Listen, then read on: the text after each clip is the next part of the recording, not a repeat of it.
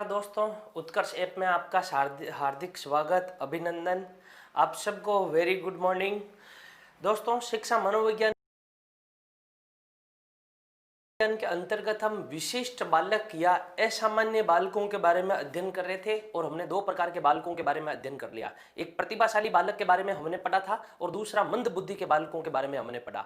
आज दोस्तों हम जिस बालक के बारे में अध्ययन करेंगे उस बालक का नाम है पिछड़ा बालक।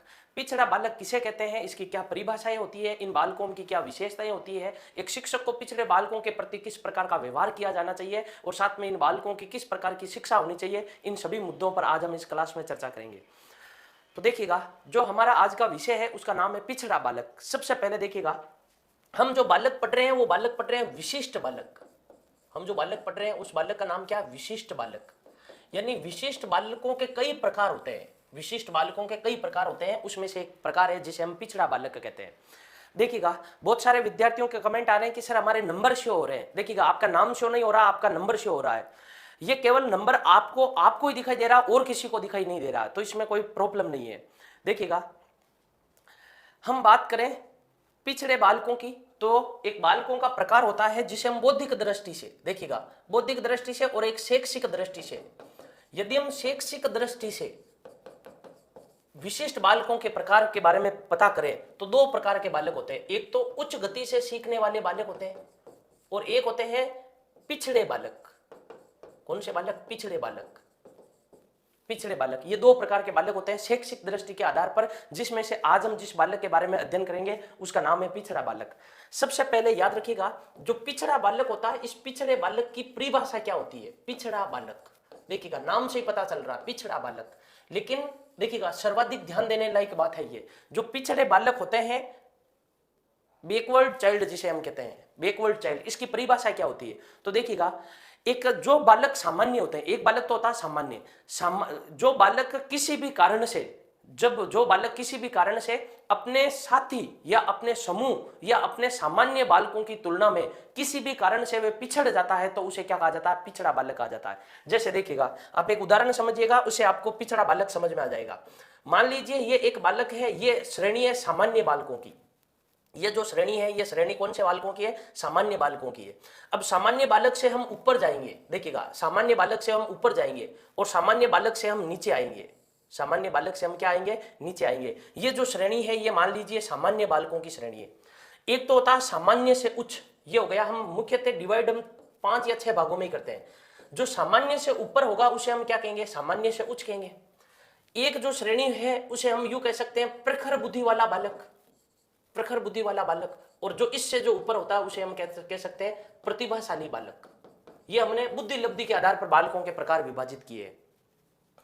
जो सामान्य से नीचा होता है उसे हम यूं कह सकते हैं सामान्य से निम्न बालक, सामान्य से निम्न। और जो सामान्य से निम्न होता है उसे हम यूं कह सकते हैं, जो सामान्य से निम्न होता है, मंद बुद्धि का बालक, मंद बुद्धि वाला बालक। और जो सबसे नीचे होता है उसे हम यूं कह सकते हैं जड़ या मूर्ख, जड़ या मूर्ख कह सकते हैं। अब देखिएगा, इनमें से कहीं पर भी पिछड़ा बालक नहीं है, तो पिछड़ा बालक कहते हैं किसे है? पिछड़ा बालक कौन कौन हो सकता है? देखिएगा, इसमें से सभी के सभी पिछड़े बालक हो सकते हैं। यदि मान लीजिए ये प्रतिभाशाली बालकों का समूह है और प्रतिभाशाली बालक जब किसी कारण से, किसी भी कारण से ये यहां से यहां पर आ जाता है, ये यहां से यहां पर आ जाता है, या सामान्य जो बालक होता है वो सामान्य बालक किसी भी कारण से वो यहां से यहां आ जाता है, तब उस बालक को हम क्या कहते हैं? पिछड़ा बालक कहते हैं। जो कहने की बात है, वो कहने की ये बात है कि कोई भी बालक, किसी भी बालक, कोई भी बालक प्रतिभाशाली हो सकता है, प्रखर हो सकता है, सामान्य से उच्च हो सकता है, सामान्य हो सकता है, सामान्य से निम्न हो सकता है, मंद बुद्धि का हो सकता है, जड़ बुद्धि का हो सकता है, या मूर्ख हो सकता है। जब इन बालकों का समूह किसी भी कारण से अपने साथियों के साथ, जैसे मान लीजिए ये सामान्य बालकों का समूह है, कोई भी सामान्य बालक किसी कारण से जब अपने साथियों से जब वे पिछड़ जाता है, अपने साथियों से जब वे पिछड़ जाता है और पिछड़कर जब वो नीचे आ जाता है, तो उस बालक को हम पिछड़ा बालक कहते हैं। जैसे देखिएगा, विद्यालय, जब विद्यालय खुलता है, मान लीजिए 1 जुलाई को विद्यालय खुल रहा है और बालक कौन सा? सामान्य बालक है।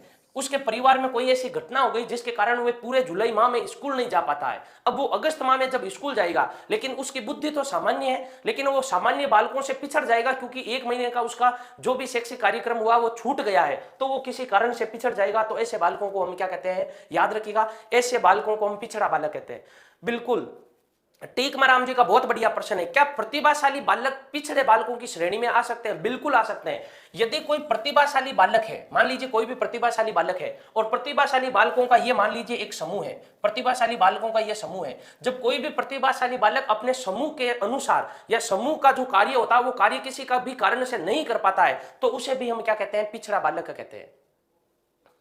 अगली बात समझ में? पिछड़े बालक वही है क्या जो अपनी क्लास में फेल हो? देखिएगा, सपना जी प्रश्न पूछ रहे हैं, पिछड़े बालक वो भी है क्या जो अपनी क्लास में फेल हो? नहीं। इसमें डिपेंड करता है। बालक मान लीजिए है सामान्य, बालक है सामान्य, उसकी बुद्धि सामान्य है, अब किसी कारण से वो फेल हो गया तो उसे हम पिछड़ा बालक कहते हैं।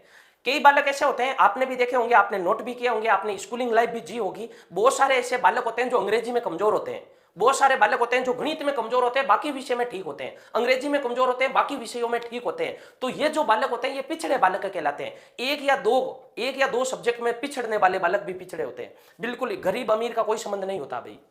यदि कोई भी बालक मान लीजिए बालक है सामान्य, लेकिन उसके कोई बीमारी हो गई हो तो कई दिनों तक वह स्कूल नहीं जा पाता है, अब जब वो स्कूल जाएगा तो उसका जो रेस्पॉन्स आएगा, अनुक्रिया आएगी, वो सामान्य बालकों की तरह तो आ नहीं सकती, क्योंकि उसका बहुत सारा जो पाठ्यक्रम है वो छूट गया। जब वो पढ़ने लगेगा तो वो अपने सामान्य बालकों के अनुसार अनुक्रिया नहीं कर पाएगा, तो उसे हम क्या कहेंगे? पिछड़ा बालक कहेंगे। बिल्कुल, किसी भी प्रकार का डाउट हो तो जल्दी से कमेंट कीजिएगा और अपना प्रश्न पूछिएगा।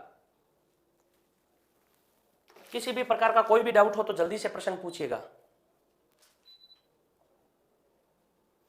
बिल्कुल, इसमें बुद्धि लब्धि का कोई संबंध नहीं रहता। बिल्कुल, बहुत बढ़िया प्रश्न है कुलदीप जी का। बुद्धि लब्धि का कोई भी प्रश्न नहीं रहता।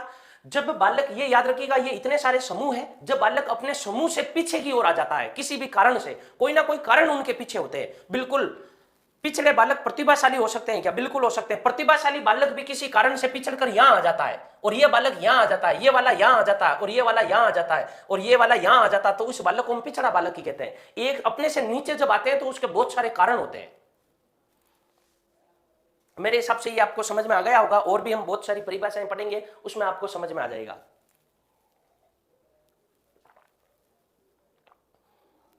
देखिएगा, एक और उदाहरण देकर मैं आपको समझाता हूं। मान लीजिए एक कोई बालक है जो सामान्य है। देखो भाई, जो ऑफलाइन क्लास में पढ़ते हैं विद्यार्थी, उत्कर्ष ऐप में रीड का कोर्स खरीद कर पढ़ते हैं, उनको पता है, साइकोलॉजी की क्लास देखी होगी। मेरा एक प्रिय विद्यार्थी है जिसका नाम है कालिया, मान लो ये कालिया है ना, ये मान लो सामान्य बालक है।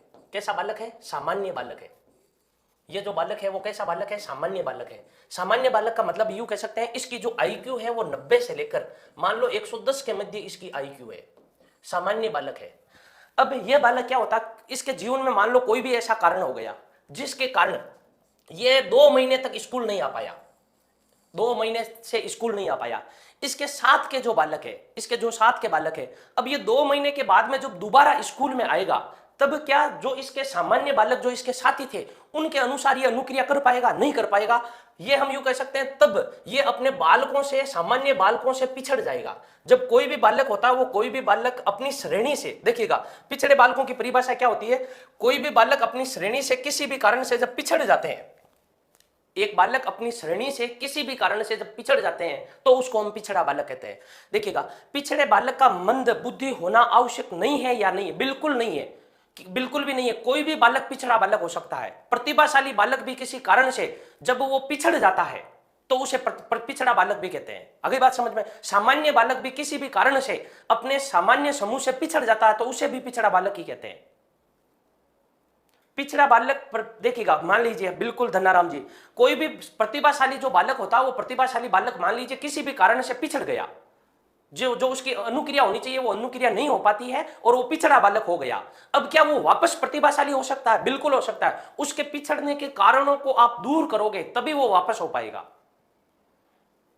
बिल्कुल, जो पिछड़े बालक, बार बार यदि कोई विद्यार्थी पिछड़ रहा है, बार बार कोई बालक पिछड़ रहा है, तो वो मंद बुद्धि का हो सकता है। किस स्थिति में हो सकता है? मान लीजिए बालक सामान्य है, उसके कोई बीमारी हो गई और 1 साल तक वो बीमारी से ग्रसित रहा। अब वापस जब वो कम बैक करेगा तो पिछड़ा हुआ बालक कहलाएगा। पिछड़ा हुआ इसलिए क्योंकि वो वैसी अनुक्रिया नहीं कर पाएगा जैसे पहले करता था, क्योंकि अपने साथियों से वो पिछड़ गया है। जब वो दोबारा करेगा, अपने कारणों को जब सुधार करेगा, तब वो वापस सामान्य हो जाएगा। लेकिन वापस कोई बीमारी हो गई, ऐसे ठीक होता जाएगा, बीमारी होती जाएगी, ठीक होता जाए, तो एक दिन वे बालक मंद बुद्धि का हो जाएगा। मंद बुद्धि के बालक भी पिछड़े बालक होते हैं। सभी श्रेणियों के बालक पिछड़े बालक होते हैं, ये याद रखिएगा। अगली बात समझ में? अब देखिएगा पिछड़े बालक की परिभाषा क्या होती है। जो पिछड़ा बालक होता है वो पिछड़ा बालक होता क्या, इसकी परिभाषा देखो आप, पिछड़ा बालक। अब देखिएगा इसकी परिभाषा आपको तभी समझ में आएगी जब आप है ना दो बातें ध्यान रखोगे। ये मान लीजिए हम एक श्रेणी बना रहे हैं बालकों की, इससे आपको यह परिभाषा समझ में आ जाएगी। ये हम बालकों की क्या बना रहे हैं, श्रेणी बना रहे हैं। हम बालकों की मान लीजिए ये एक श्रेणी बना दी है, क्या बना दी है, बालकों की श्रेणी बना दी है। इस श्रेणी में बुद्धि लब्धि के आधार पर बालकों की श्रेणी बना दी है।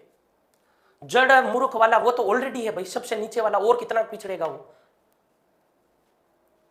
देखिएगा ये हमने ये मान लीजिए ये है सामान्य बालकों की श्रेणी। यहां से ध्यान दीजिएगा, जितने भी डाउट है वो आपके सारे डाउट क्लियर हो जाएंगे। ये सामान्य बालक है, मान लीजिए ये प्रतिभाशाली बालकों की श्रेणी है, ये प्रतिभाशाली बालकों की श्रेणी है। ये मान लीजिए मूर्ख या जड़, मूर्ख या जड़ बालकों की श्रेणी है। अगली बात समझ में, अब इनमें दो आएंगे और बीच बीच में हम सामान्य थे इसका ये वर्णन करते हैं। ये मान लीजिए प्रखर बुद्धि के बालक है, ये सामान्य से उच्च है, क्योंकि सामान्य से ऊपर है तो सामान्य से ऊंचे आएंगे। ये जो सामान्य से जस्ट नीचे रहेंगे वो सामान्य से निम्न रहेंगे, सामान्य से क्या रहेंगे, निम्न रहेंगे। और एक हो गए मान लीजिए मंद बुद्धि के बालक। अब इनकी श्रेणियां डिसाइड कर दी है। ये जो श्रेणी है ये प्रतिभाशाली बालकों की श्रेणी है, ये मान लीजिए प्रतिभाशाली बालकों की श्रेणी है। ये जो श्रेणी है ये मान लीजिए प्रखर बालकों की श्रेणी है। और ये जो श्रेणी है ये निम्न बुद्धि के बालकों की श्रेणी है। ये जो श्रेणी हो गई वो मूर्ख या जड़ की हो गई। उसी प्रकार से ये मान लीजिए उच्च बुद्धि के हैं, ये निम्न के हैं, और ये है जो है वो क्या है, सामान्य है। अब मैं परिभाषा लिख रहा हूं, अब आपके ये परिभाषा समझ में आएगी। अब देखिएगा किसी भी कारण से, मैं लिख रहा हूं किसी भी कारण से, किसी भी कारण से जब बालक अपनी श्रेणी से पिछड़ जाता है, पिछड़ जाता है इसका मतलब आगे नहीं जाता, पिछड़ जाता है इसका मतलब नीचे आता है, पीछे चला जाता है, पिछड़ जाता है, तो उसे पिछड़ा बालक कहा जाता है, तो उसे पिछड़ा बालक कहा जाता है। तो याद रखिएगा ऐसे बालक को फिर क्या कहा जाता है, पिछड़ा बालक कहा जाता है। किसी भी कारण से अपनी श्रेणी से, देखिएगा मैंने बहुत अच्छी बात लिखी है, एक बार आप भी नोट करके रखिएगा। किसी भी कारण से, यहां मैंने ये बात लिखी है, इस पर ध्यान दीजिएगा। किसी भी कारण से, मान लो एक बालक की बीमारी हो गई है जिसके कारण वो स्कूल नहीं जा पाएगा। अब जब दोबारा वो स्कूल जाएगा तो अपनी श्रेणी से तो पिछड़ेगा ही पिछड़ेगा। मान लीजिए एक बालक की बीमारी हो गई, कई दिनों तक स्कूल नहीं जा पाया, उसके मान लीजिए स्कूल में विद्यालय ने, स्कूल में जो है वो शिक्षक नहीं है, एक विद्यालय है जिसमें 8 शिक्षक होने चाहिए, एक ही शिक्षक है। अब बालक, जितने भी बालकों की श्रेणियां वो अपनी श्रेणियों से पिछड़ेंगे।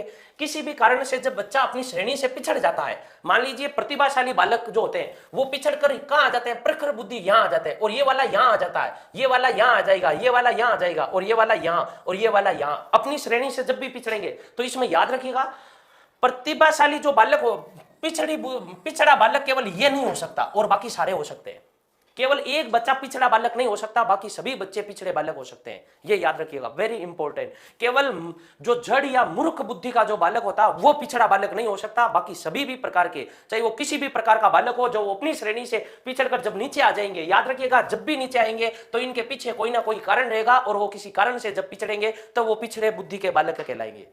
मेरे हिसाब से आपको ये कॉन्सेप्ट क्लियर हो गया होगा, ये बातें आपको समझ में आ गई होगी। अब कुछ विद्वान हैं जिन्होंने पिछले बालकों की परिभाषा लिखी है, और सामान्यतः दूसरी जो परिभाषा है वो दूसरी परिभाषा हम ये दे सकते हैं कि जो बालक कक्षा का औसत कार्य नहीं कर पाता है और कक्षा के औसत छात्रों से जब पिछड़ जाते हैं तो उसे क्या कहा जाता है, पिछड़ा बालक कहा जाता है। पिछड़े बालकों की जो परिभाषा देखिएगा, अब एक बार कमेंट करके बताइए जल्दी से, सब पिछड़ा बालक समझ में आया कि नहीं आया, यस या नो में। किसी भी प्रकार का कोई डाउट नहीं, पूरा हम बालक पढ़ लेंगे तो आपका किसी भी प्रकार का पीछे कोई डाउट नहीं बचेगा। एक बार आप इतना सा बताइए, आपका कॉन्सेप्ट आपके मस्तिष्क में संपर्क का निर्माण हुआ है या नहीं हुआ है, कि आखिरकार हम पिछड़ा बालक किसे कहते हैं। यस या नो में जवाब दीजिएगा। हम परिभाषाएं पढ़ रहे हैं, पिछड़े बालकों की परिभाषाएं। पिछड़ा बालक, बैकवर्ड चाइल्ड, इसे हम कहते हैं बैकवर्ड चाइल्ड। यदि इसके पिछड़ेपन का कारण दूर कर देते हैं तो वापस अपनी श्रेणी में आ जाता है। अब देखिएगा पिछड़े बालकों की जो परिभाषा, जो बालक कक्षा का औसत कार्य नहीं कर पाता है, जो बालक कक्षा का औसत कार्य नहीं कर पाता है, औसत कार्य नहीं कर पाता है, नहीं कर पाता है, और औसत बालकों औसत बालकों, अर्थात हम यूं कह सकते हैं जो बालक कक्षा का औसत कार्य नहीं कर पाता है और कक्षा के औसत छात्रों से या औसत बालकों से किसी कारण से पिछड़ जाता है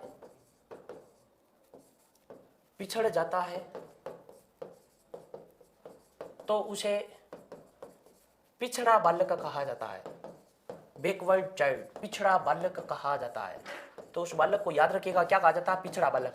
इसमें से कोई भी बालक, जड़ या मंद बुद्धि के बालक को छोड़कर कोई भी बालक पिछड़ा बुद्धि का बालक हो सकता है।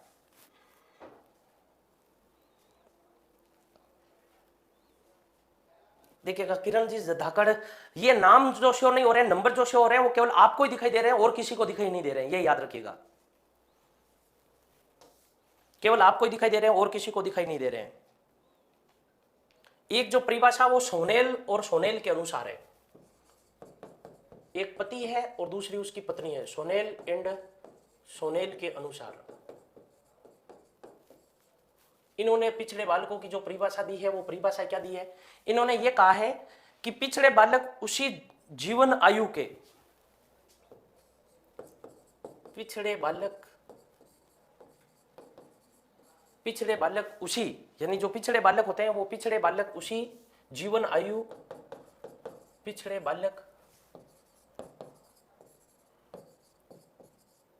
उसी जीवन आयु का मतलब ये होता है अपने साथ पढ़ने वाले जीवन आयु के अन्य छात्रों की तुलना में, जीवन आयु के अन्य छात्रों की तुलना में, अन्य जिसके जो हम उम्र के होते हैं, विशेष शैक्षिक निम्नता व्यक्त करते हैं, तुलना में विशेष शैक्षिक निम्नता व्यक्त करते हैं तो उसे पिछड़ा बालक कहा जाता है। पिछड़ा बालक कहा जाता है। तो उस बालक को क्या कहा जाता है? पिछड़ा बालक कहा जाता है। अब देखिएगा जो पिछड़े बालक होते हैं उन पिछड़े बालकों की विशेषताएं क्या क्या होती है, पिछड़े बालकों की विशेषताएं क्या क्या होती है, इसके बारे में हम पढ़ेंगे।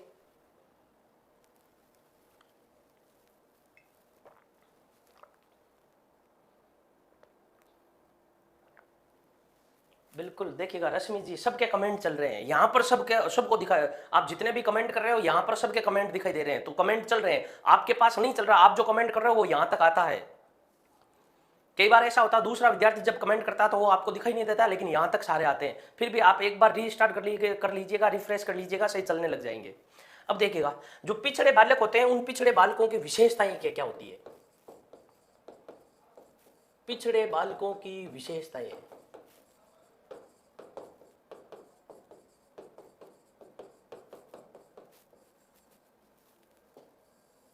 देखिएगा पिछड़े बालकों की विशेषताएं क्या क्या होती है, तो आप में से जल्दी से कमेंट करके रखिएगा। ऐसे कौन कौन से बालक हैं जो एक अपने स्कूलिंग लाइफ में एक या दो विषय में पिछड़े हुए थे, एक या दो विषय में उनके नंबर कम आते थे या कमजोर थे, जल्दी से कमेंट करके बताइए। ऐसे बालक जिनको आरंभ में 12 तक या तो अंग्रेजी से या 10 तक या फिर गणित से जूझना पड़ा था, ऐसे बालक कौन कौन है, जल्दी से कमेंट कीजिएगा, फिर मैं आपको अपने बारे में बताता हूँ। देखिएगा इनमें नंबर 1 जो होती है विशेषता, वो सीखने की गति धीमी होती है, मंद नहीं होती है, धीमी होती है। सीखने की गति धीमी होती है। जब वे पिछड़ जाते हैं तो इनकी सीखने की जो गति होती है वो कैसी होती है? धीमी होती है। इन किसी भी कारण से वो पिछड़ जाते हैं तो इनके जो सीखने की गति, देखिएगा बहुत सारे विद्यार्थी कर रहे हैं, कई मैथ्स में कमजोर थे, कई विज्ञान में थे, कई अंग्रेजी में थे, और कई तो ऐसे हैं जो इन तीनों में थे। बिल्कुल कईयों के आ रहे हैं गणित में, कईयों के SST वीक थी। हाँ SST उन्हीं की वीक थी जिनका सब्जेक्ट साइंस रहा होगा। कई अंग्रेजी में वीक थे, याद रख लीजिए। तो आप सभी जो है बालक हो वो पिछड़े बालक है, जिनका जो भी कमजोर था, पूरा विषय कमजोर था। कई तो बालक ऐसे होते हैं जिनके सारे विषय कमजोर थे, वो तो मंद बुद्धि के हैं, ये मानकर चलो। कई तो ऐसे हैं जो सारे विषय में पिछड़े हुए थे, सारे कोई भी विषय जिनको नहीं आता था वो तो मंद बुद्धि के थे। जो एक या दो विषय में पीछे रह जाते थे, बाकी में जो ठीक थे वो पिछड़े बालक थे। उनका कोई ना कोई कारण था जिसके कारण पिछड़ गए। देखिएगा, बिल्कुल अब कमेंट करने करके रुक जाइएगा। अब मैं आपको कारण का स्पष्टीकरण बताता हूं। दोस्तों, कई बार क्या होता है कि एक जो विद्यार्थी होता है वो विद्यार्थी किसी एक सब्जेक्ट में उनके नंबर बहुत कम आते हैं, या एक सब्जेक्ट को वो चाहकर भी सीख नहीं पाता है। आपने भी ऐसा नोट किया होगा, जब स्कूल खुलती थी जुलाई में, तब आपकी भी तमन्ना होती थी आरंभ में, मुझे बहुत सारी गणित आए, बहुत सारी अंग्रेजी आए, बहुत सारी विज्ञान आए, जबकि आप अन्य सब्जेक्ट में पिछड़े हुए नहीं थे। अन्य सब्जेक्ट आपके बहुत अच्छे थे, लेकिन आपको गणित समझ में नहीं आती थी, अंग्रेजी समझ में नहीं आती थी।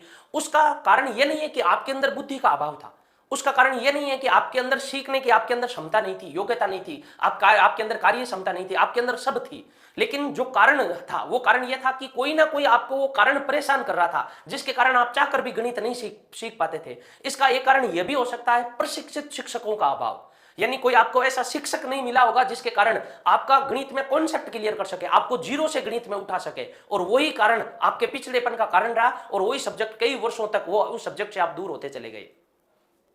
बिल्कुल, हरीश जी पूछ रहे हैं कि टीचर नहीं थे। हाँ, कोई भी कारण हो सकता है। एक अच्छा टीचर का नहीं होना भी, मान लीजिए एक विद्यालय है जिसमें गणित का टीचर नहीं है, तो गणित में बच्चों का जो रेस्पॉन्स आएगा वो बहुत न के बराबर आएगा, और धीरे धीरे बच्चे उस सब्जेक्ट में पिछड़ते जाएंगे। अब देखिएगा, दूसरी जो इन बच्चों की विशेषता होती है, ये बालक एक या दो विषय में, ये बालक एक या दो विषय में कमजोर होते हैं। एक या दो विषय में कमजोर होते हैं। जरूरी नहीं है जो पिछड़ा बालक हो प्रतिभाशाली नहीं हो। कई बार प्रतिभाशाली जो बालक होता है उसको कोई पढ़ाने वाला ही नहीं मिलेगा, तो अपने आप ही उस सब्जेक्ट में वो पिछड़ जाएगा, तो वो भी पिछड़ा वाला बालक कहलाएगा। जैसे जो बालक है, हाँ, यह भी हो सकता है कोई भी बालक पहले अंग्रेजी मीडियम में पढ़ा हो। मान लीजिए कोई भी स्टूडेंट पहले अंग्रेजी मीडियम में पढ़ा, फिर हिंदी मीडियम में गया, तो वो पिछड़ा हो जाएगा, क्योंकि वहां पर उसने अलग टेक्निक सीखी है, वहां मीडियम का अंतर हो जाएगा। कई बार पिछड़ेपन का यह भी कारण हो सकता है कि बच्चे को बार बार स्कूल चेंज करवाते हो, तो भी वो बच्चा कालांतर में पिछड़ा हो जाएगा। बिल्कुल, पिछड़े बालकों को शिक्षा दी जाती है या प्रशिक्षण नहीं। पिछड़े बालकों को पिछड़ेपन का पहले तो कारण पता किया जाता है और उस कारण को दूर किया जाता है, प्रशिक्षण नहीं। उनको हम उपचारात्मक शिक्षण कह सकते हैं, निदानात्मक शिक्षण कह सकते हैं। ये पिछड़े बालकों के लिए सबसे उपयोगी होते हैं। अगली जो विशेषता है, देखिएगा, जीवन में निराशा का अनुभव। देखिएगा, आप में से वो कमेंट करो जो फेल हो चुके हैं अब तक, तो उनके पास में कौन सा अनुभव है। उस बात को आप जब भी याद करते हो तो बताओ किसका अनुभव रहता है, जीवन में निराशा का अनुभव। बिल्कुल, पहले मिलिट्री, हाँ, यह भी कारण होता है। बिल्कुल, जाट विजू जी, जो एस्टीन था वो हिस्ट्री में कमजोर थे। हाँ, टीचर चेंज हो जाना एक ही बात है, स्कूल अपनी चेंज कर लेना। व्यवहार संबंधी समस्याओं की अभिव्यक्ति इन्हीं बालकों की विशेषता है। व्यवहार संबंधी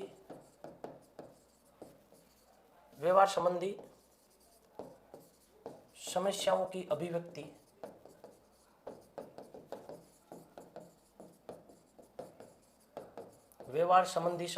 अभिव्यक्ति इनके जीवन में, हम यूं कह सकते हैं, व्यवहार में किसी ना किसी प्रकार की कोई ना कोई समस्याएं होती है। पाठ्यक्रम से पिछड़ जाते हैं या लाभ नहीं उठा पाते हैं।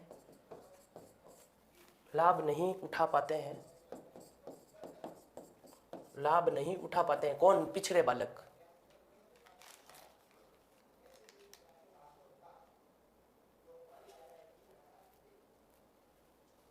यह इन बालकों की और विशेषताएं होती है, जैसे यह बालक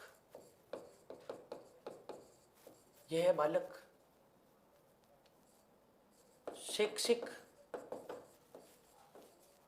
उपलब्धि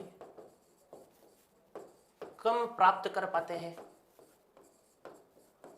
शैक्षिक उपलब्धि, फिर जब रिजल्ट आएगा तब इनके 90% नहीं बनेंगे, ऐसा नहीं है, 80% बनेंगे। हाँ बिल्कुल, हस्तशिल्प की शिक्षा इन्हीं बालकों को दी जाती है। बिल्कुल, हाँ, मित्र मंडली का खराब होना वो कारण होता है।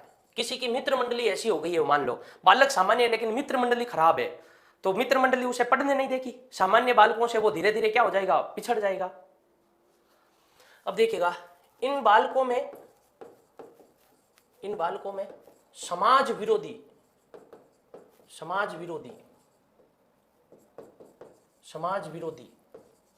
प्रवृत्तियां पाई जाती है। देखिएगा, कई आपने बालक ऐसे देखे होंगे, मान लीजिए पिक्चर देख के आ रहे हैं, रोड से गुजर रहे हैं, हाथ में पत्थर लेते हैं, ट्यूबलाइट को फोड़ देते हैं। ऐसे जो बालक होते हैं ना, वो बालक पिछड़े बालक ही होते हैं। प्रतिभाशाली बालक ऐसा कार्य नहीं करते हैं, और मंद बुद्धि का बालक भी ऐसा कार्य नहीं करते हैं। जो ऐसी कार्य करते हैं ना, समाज के किसी भी कार्य को क्षति पहुंचाना, इमारत को क्षति पहुंचाना, ऐसे जो कार्य करते हैं वो बालक कौन होते हैं? पिछड़े बालक। बिल्कुल समीरा राम जी, बिल्कुल बढ़िया प्रश्न। ये स्कूल से बीच बीच में भाग जाते हैं। भागने का कारण, हाँ बिल्कुल, भगोड़ापन की प्रवृत्ति होती है इनमें। इन बालकों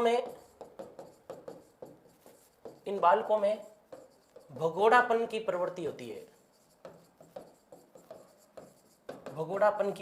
होती है। अपनी स्कूलिंग लाइफ में पीछे जाकर देखो, कौन कौन है जो इंटरवल से घर भाग गए थे? ऐसे कौन कौन से जो 8वें पीरियड से पहले या 6ठे पीरियड में? कई तो ऐसे होते हैं बिल्कुल चोट के कारण, कोई भी कारण हो सकता है पिछड़ने का। कई तो ऐसे होते हैं गणित का पीरियड आने वाला होता था तब वो क्लास से गायब रह जाते थे, क्लास से। कई तो ऐसे हैं जो बाथरूम में जाकर बैठ जाते थे, बाहर ही नहीं निकलते थे, क्योंकि पता होता था गणित वाला टीचर आएगा, है ना, प्रश्न पूछेगा, फिर ठोकेगा। इससे अच्छा होता है कि दूसरी क्लास में जाकर बैठ जाते थे। कई तो गवर्नमेंट स्कूल में पढ़े हुए हैं जो दूसरी क्लास में जाकर बैठ जाते थे, जैसे ही क्लास समाप्त होती गणित की, अंग्रेजी की, वापस क्लास में आ जाते थे। लेकिन उस समय आपकी मित्र मंडली भी ऐसी होती थी जो शिक्षक को बता देती थी, हाँ गुरुजी आज कालिया गायब हो गया है ना, उस क्लास में जाकर बैठा, उसको बुलाकर लेकर आऊं क्या? वो वही कहता था जो जस्ट आपके पास में बैठता था। आगे देखिएगा, यह बालक या इन बालकों में संप्रत्यय का निर्माण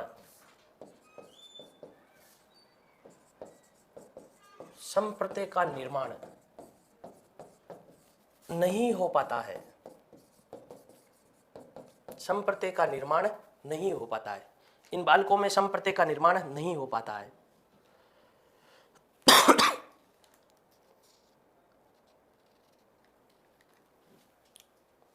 अब देखिएगा, पिछड़ेपन का कारण क्या रहता है? पिछड़ेपन बालक के, जो पिछड़े बालक होते हैं, उन पिछड़े बालकों में कारण क्या होते हैं, उनके बारे में हम अध्ययन करते हैं। पिछड़े बालकों के कारण या बालकों में पिछड़ेपन का कारण,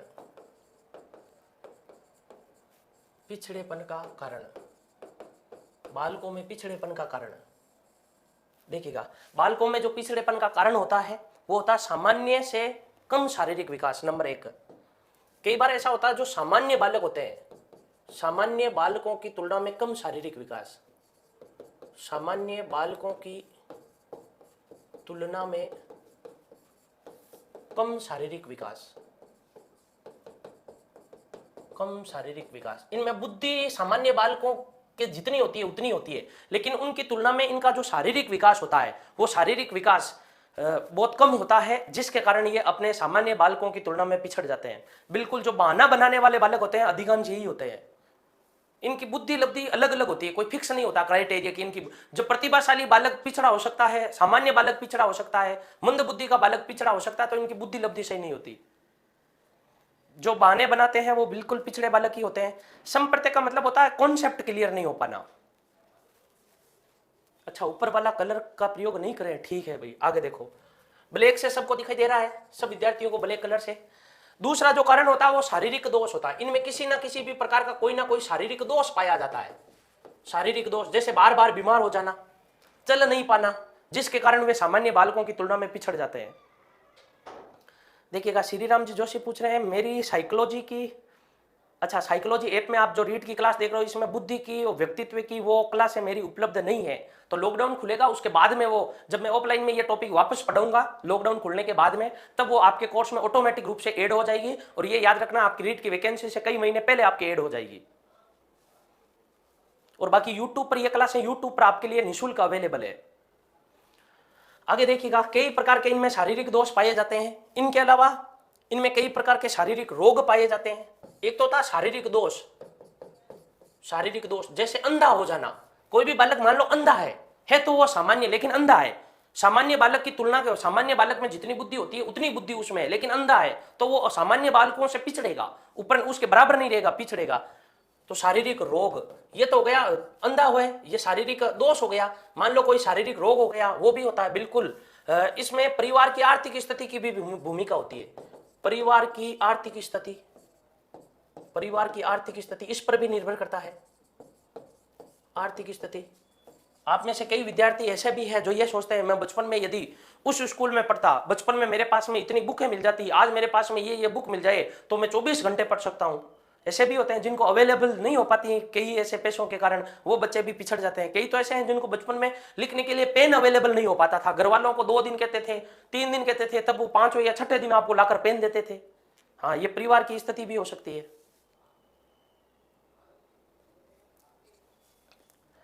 इसके अलावा इनमें परिवार की आर्थिक स्थिति, यानी हम यूं कह सकते हैं परिवार की निधनता हो सकती है। एक ये भी हो सकती है परिवार का बड़ा आकार, परिवार का बड़ा आकार, परिवार का बड़ा आकार। जैसे देखिएगा परिवार का बड़े आकार के कारण पिछड़ेपन क्यों होते हैं। जैसे आप में से कई ऐसे भी हैं, अभी लॉकडाउन चल रहा है तो परिवार में बहुत सारे सदस्य हैं, तो कई विद्यार्थी ऐसे भी शिकायत करते हैं सर अभी हम घर पे पढ़ ही नहीं पाते हैं क्योंकि हमारे सारे बहन भाई हॉस्टल से शहरों से वापस आ रखे हैं और सारे दिन हम बस मस्ती करते हैं, कई तो लूडो ही खेलते रहते हैं सारे सारे दिन। तो वो बालक जो होते हैं वो सामान्य बालकों की तुलना में पिछड़ जाएंगे एक दिन। घर में इतने सदस्य होना जिसके कारण पढ़ाई का माहौल नहीं बन पाना, ये परिवार के बड़े आकार का परिणाम होता है। अगली बात समझ में, अगला जो कारण होता है परिवार में झगड़े होना, आए दिन परिवार में झगड़े होना, परिवार में झगड़े होना, परिवार में झगड़े होना, माता पिता में या फिर हम यूं कह सकते हैं परिवार के अन्य सदस्यों में जब भी लड़ाई होती है तो लड़ाई के बाद में जो वो बच्चा होता है वो बच्चा पढ़ नहीं पाएगा, उसको पढ़ेगा वो माहौल नहीं मिल पाएगा जिसके कारण वो पिछड़ जाएगा। बिल्कुल स्कूल में घर का वातावरण भी होता है, बहुत बढ़िया होता है ना। परिवार का तो होता ही होता है, परिवार का वातावरण चाहिए, विद्यालय का वातावरण चाहिए, समाज का वातावरण चाहिए, आदि का वातावरण, ये भी भूमिका होती है, इनकी भी महत्वपूर्ण भूमिका होती है। परिवार का, विद्यालय का, समाज का, इस वातावरण पर भी निर्भर करता है। एक ये भी होता है विद्यालय में अनुपस्थित रहना, विद्यालय में अनुपस्थित रहना, विद्यालय में अनुपस्थित रहना, अनुपस्थित रहना। विद्यालय में कोई लंबे समय तक अनुपस्थित रहता है तो हो सकता है, एक ये भी हो सकता है मित्र मंडली, मित्र मंडली, बुरी आदतें, मित्र मंडली, बुरी आदतें, इसके कारण भी बच्चा पिछड़ा हो जाता है। हाँ बिल्कुल बोल रहे हैं, घर पे पढ़ाई अच्छी होते हैं, ये वही बोल रहे हैं जिनके परिवार के आकार की संख्या सीमित है। कई तो ऐसे हैं जिनके परिवार का आकार बहुत बड़ा है तो आपस में पढ़ ही नहीं पाते हैं, यह भी कारण होता है। नहीं, इनका कोई संबंध नहीं रहता, अंतर्मुखी बहिर्मुखी का पिछड़े बालकों के साथ में कोई संबंध नहीं होता। बिल्कुल एक्सीडेंटली केस हो जाते हैं, कई बार शारीरिक रोग हो जाते हैं, शारीरिक दोष हो जाते हैं। एक ये भी होता है माता पिता का अशिक्षित होना। देखिएगा माता पिता का अशिक्षित होना, देखिएगा मैंने अशिक्षित होना लिखा है, अनपढ़ नहीं लिखा है ना। अशिक्षित और अनपढ़ में अंतर होता है। कई बार माता पिता पढ़े हुए नहीं होते हैं, कोई बात नहीं, कई बार ऐसे भी होते हैं माता और पिता दोनों अनपढ़ है लेकिन वो बच्चे को साथ में बैठा कर कहते हैं कि मैं यहाँ तेरे पास में बैठा हूं, तू यहाँ बैठा बैठा पढ़, तो वो शिक्षित है, अनपढ़ है लेकिन शिक्षित है। जो शिक्षित की परिभाषा होती है वो किताबों से इनका कोई लेना देना नहीं होता है। बिल्कुल तंत्रिका तंत्र में जो दोष होता है वो सारे आ गए, शारीरिक दोष, तंत्र वो शारीरिक ही होते हैं क्योंकि जो तंत्रिका तंत्र होता है वो शरीर में ही होता है। अगली बात समझ में, इन सभी कारणों से बच्चा जो होता है वो पहले तो सामान्य होता है लेकिन ये कोई कारण आ जाता है जिसके कारण वो बच्चा अपनी श्रेणी के बालकों से पिछड़ जाता है, परिणाम स्वरूप ये बच्चे क्या हो जाते हैं, पिछड़े हो जाते हैं। बिल्कुल सपना जी बोल रहे हैं शिक्षक भी हो सकता है क्या, बिल्कुल हो सकते हैं। कई तो ऐसे भी शिक्षक है जो खुद ही पिछड़े हैं, शिक्षक भी हो सकता है। कई ऐसे विद्यालय हैं जहां पर शिक्षकों का अभाव है या जहां पर प्रशिक्षित शिक्षक नहीं है, जैसे प्राइवेट स्कूल 5,000 रुपए में शिक्षक को रख लेती है, अब वो 5,000 में क्या पढ़ाएगा विद्यार्थियों को।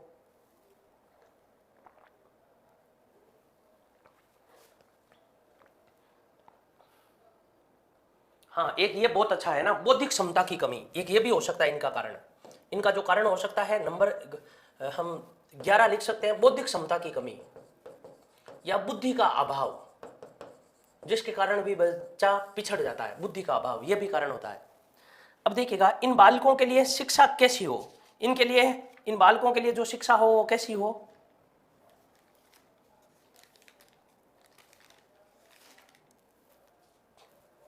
जो पिछड़े बालक होते हैं इनके लिए शिक्षा कैसी हो, शिक्षा का क्या प्रावधान हो, किस प्रकार की इनको शिक्षा दी जानी चाहिए, शिक्षा का प्रावधान।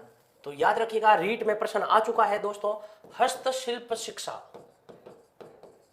हस्तशिल्प शिक्षा, इन बच्चों को हस्तशिल्प शिक्षा दी जानी चाहिए, कौशलों की शिक्षा दी जानी चाहिए, इनमें कौशलों का निर्माण करना चाहिए। विभिन्न प्रकार के कौशलों का निर्माण करने से ये भविष्य में अपनी आजीविका चला सके, इसीलिए इनको क्या होना चाहिए, याद रखिएगा, इसीलिए इनको हस्तशिल्प शिक्षा दी जानी चाहिए। बिल्कुल ऐसे भी है 2 या 3 हजार के, बिल्कुल सही बता रहे हो। तो वो तो जो विद्यार्थियों को जो बनाएंगे वो क्या बनाएंगे, विद्यार्थी सामान्य भी होगा तो उसको पिछड़ा तो क्या मंद बुद्धि का बना दिया जाएगा। इसके अलावा विशेष पाठ्यक्रम का निर्माण, इनके लिए विशेष पाठ्यक्रम का निर्माण किया जाना चाहिए, विशेष पाठ्यक्रम का निर्माण। विशेष पाठ्यक्रम का निर्माण यह है कि किसी बच्चा मान लो गणित में कमजोर है, गणित आ नहीं रही है, 8वीं की आ नहीं रही है, 9वीं की आ नहीं रही है, तो 10वीं में तो और ज्यादा जो होगी वो और ज्यादा हार्ड हो जाएगी, तब पाठ्यक्रम में कुछ हम यूं कह सकते हैं संशोधन करना चाहिए। बिल्कुल उचित शिक्षण विधियों का चयन, उचित शिक्षण विधियों का चयन, इस प्रकार की शिक्षण विधियों का चयन करना चाहिए ताकि इनके पिछड़ेपन का कारण दूर हो सके। उचित शिक्षण विधियों का चयन, एक यह भी हो सकता है प्रशिक्षित शिक्षकों की नियुक्ति, प्रशिक्षित शिक्षकों की नियुक्ति, ताकि वो इनके पिछड़ेपन का कारण दूर कर सके, या अच्छे, हम यूं कह सकते हैं अच्छे शिक्षकों की नियुक्ति। छोटे समूह में शिक्षा, छोटे समूह में शिक्षा, इनको छोटे छोटे समूह में क्या देनी चाहिए, शिक्षा देनी चाहिए। छोटे छोटे समूह में क्या देनी चाहिए, इनको शिक्षा देनी चाहिए। इनके लिए हम यूं कह सकते हैं विशेष कक्षाओं का आयोजन होना चाहिए, विशेष कक्षाओं का आयोजन। प्रतिभाशाली मंद बुद्धि और कभी कभी हम पिछड़े बालकों के लिए भी विशेष शिक्षा का हम क्या कर सकते हैं, आयोजन कर सकते हैं। इनके साथ में व्यवहार अच्छा किया जाना चाहिए, इसका कोई लेना देना नहीं है भाई व्यवहार का। अब किसी भी प्रकार का कोई डाउट है तो आप पूछ सकते हो। इसी के साथ में हमारे जो पिछड़े बालक है वो पिछड़े बालक समाप्त हो गए। पिछड़े बालक किसे कहते हैं, इनके पिछड़ेपन के कारण क्या होते हैं, क्या विशेषताएं होती है और किस प्रकार की शिक्षा दी जानी चाहिए। देखिएगा प्रदीप कुमार जी, आपके नंबर जो शो हो रहे हैं वो केवल आपको दिखाई दे रहे हैं और किसी को दिखाई नहीं दे रहे, तो ये कोई टेंशन लेने वाली बात नहीं है। मौनी जी प्रजापति, आपका कोई प्रश्न हो तो पूछो, वरना आप क्लास समाप्त होने के बाद में एक बार दोबारा देखिएगा, इसमें आपको समझ में आ जाएगा। किसी भी प्रकार का कोई डाउट हो तो पूछिएगा। इसी के साथ में हमारे जो पिछड़े बालक हैं वो पिछड़े बालक समाप्त हो गए हैं।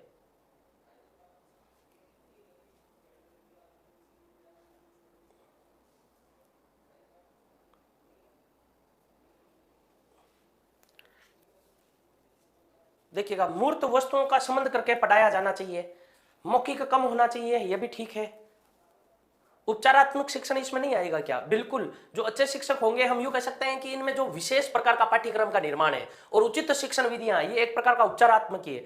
बिल्कुल पिछड़ेपन से आईक्यू पर बुद्धि जो होती है वो जन्मजात होती है, बुद्धि को ना तो कम किया जा सकता है और ना ही बढ़ाया जा सकता। बुद्धि जो होती है वो वही होती है। प्रावधान का अर्थ होता है इनके लिए क्या होना चाहिए। हस्तशिल्प जो शिक्षा होती है वो मुख्यतः पिछड़े बालकों के लिए होती है, और चाहे तो पिछड़े बालक और जो मंद बुद्धि के हैं उनको भी दे सकते हैं, लेकिन मुख्य रूप से पिछड़े बालकों के लिए होती है। अगली बात समझ में, किसी भी प्रकार का कोई डाउट हो तो आप कमेंट बॉक्स में लिखकर भेजिएगा। देखिएगा क्वेश्चन किस टाइप का एग्जाम में आता है, ये एग्जाम में प्रश्न आ रखा है, हस्तशिल्प बालकों, हस्तशिल्प जो शिक्षा होती है वो किसके लिए है, और 4 ऑप्शन आएंगे।